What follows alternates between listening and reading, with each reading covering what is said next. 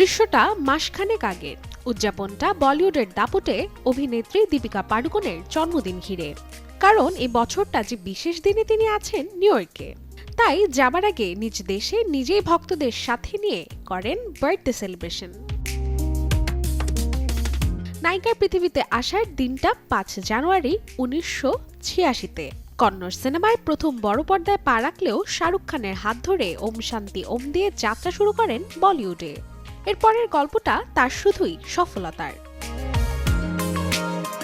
বাচনা এ হাসিনো, লাভ আজকাল, ককটেল আর চেন্নাই এক্সপ্রেসের মতো সিনেমায় যেমন নজর কেড়েছেন, তেমনি সময়ের সাথে নিজের মুনশিয়ানা দেখিয়েছেন পদ্মাবতী, রামলীলা, বাজিরাও মস্তানি, পাঠান জাওয়ানের মতো সিনেমায়। নতুন এবং ফিরে আসা গ্রাহকদের জন্য নগদে চলছে ক্যাশব্যাক সহ প্রতিদিন হাজারো উপহার জেতার সুযোগ। হবে আশা আর ফেরা, সারপ্রাইজ সেরা। অভিনয়ে নিজেকে সীমাবদ্ধ না রেখে করেছেন যেমন প্রযোজনা, তেমনি কাজ করেছেন মানসিক স্বাস্থ্যের উন্নয়নে লিভ লাভ লাভ সংস্থার সাথে। বর্তমানে বলিউডে 8 ঘন্টার কর্মসূচির দাবিতেও আছেন অনড়। একজন নারী অভিনেত্রী হিসেবে পুরুষের চেয়ে কম পারিশ্রমিকের বৈষম্যও তিনি সরব।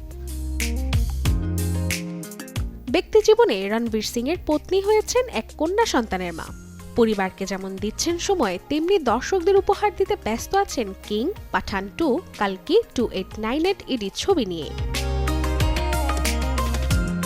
গুনে গুনে 40 বসন্ত পার করা বলিউড দিবা দীপিকার জন্মদিনে যেমন ভাসছেন সহকর্মী, ভক্ত, অনুরাগীদের শুভেচ্ছায়, তেমনি উপভোগ করছেন স্বামী রণবীর সিং এর ধুরন্ধর ছবির সফলতাও। Happy birthday Deepika. Desk report, channel 24।